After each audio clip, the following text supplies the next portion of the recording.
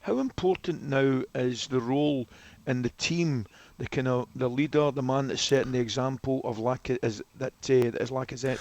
Well, he's been very important. He's really, as I said before, when Aubameyang was captain, he's left the club now. He's took it with open arms and said, look, I've got an opportunity now to really help this club going forward. And it's such an important player because all the youngsters will be looking up to him now. And his work rate last night was sensational. I mean, look, at times, finishing could have been a bit better at times.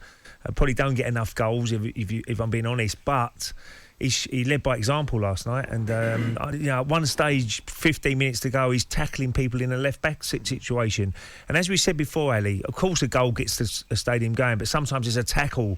It's sometimes looking at a player with energy that can get you going as well as a crowd. And I think they responded to Lacazette last night.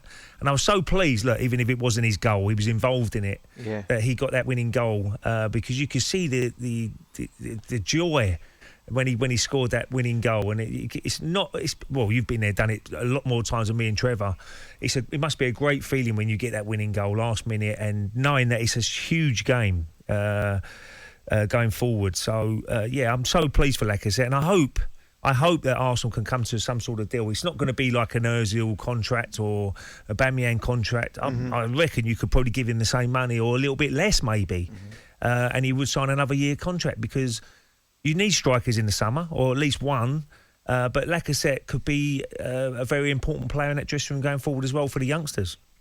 That's what I was just going to say, Ray. You look at the side and from back to front, there's a lot of young players in the Arsenal side. How important is it that you retain top pros like that? Because I heard Kieran Tierney talking about him earlier, about his work rate, how he helps the young players, how he goes out there and gives it everything. And you just mentioned it. He doesn't score enough goals. But sometimes as a striker and a leader of a group, it's not what it's all about. It's about turning up at training, the fundamentals, making sure you're training right, making sure you're doing the stuff in the gym. How important is it that they keep him, but also how important is it that they invest in another number 9 if Nketiah is not going to be the man? Well, absolutely. They've got to invest in the number 9 if he stays or not, for me. But one thing about Lacazette as well, he doesn't go missing in games. Even though he's not having the greatest games, he always wants the ball. He does the best he can. He tries to hold it up for other players who make runs. And believe it or not, he's a very strong player on the ball.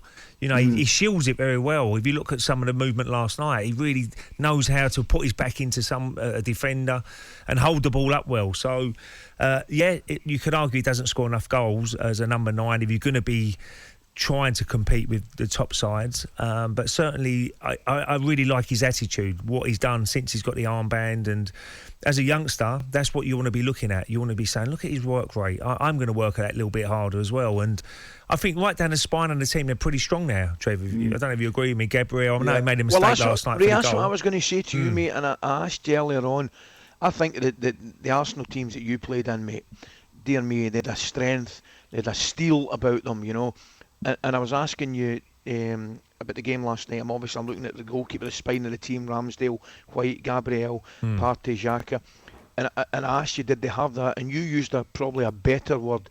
You said they look as though now they've got a bit of resilience about them. Yeah, absolutely. And that's so important, especially when you're up against it, Ali. That's when you need a couple of experienced players on the pitch to say, right, put people into different positions if you have to, because you're always going to be under the cosh in certain areas of the game, and it's how you manage that, and then get back on the front foot when you can.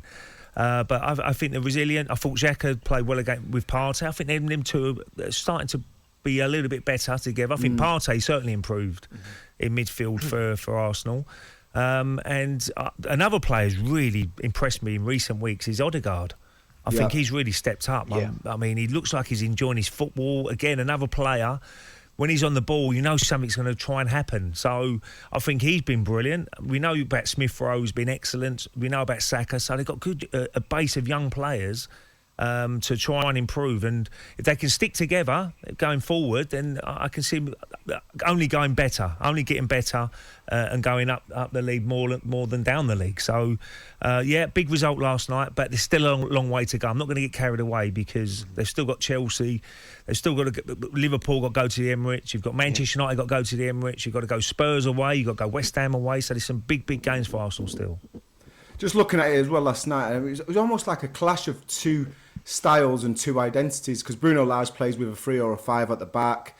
They, you can every time you see Wolves play, they're going to sit in. They're going to sit in, they soak it up. When they get possession, they're going to be nice and calm. Against a 4-2-3-1, and Arsenal seem to be getting used to that, and that's almost like Arsenal's identity now.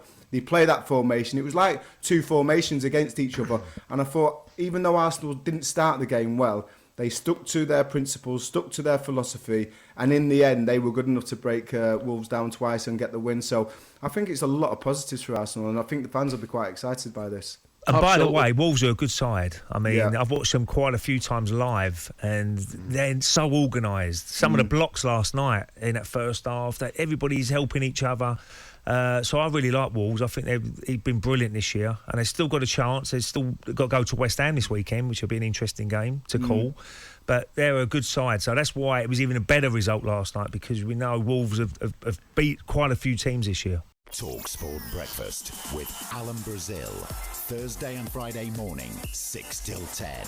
On AM, on DAB, via the talkSPORT app and on your smart speaker. talkSPORT.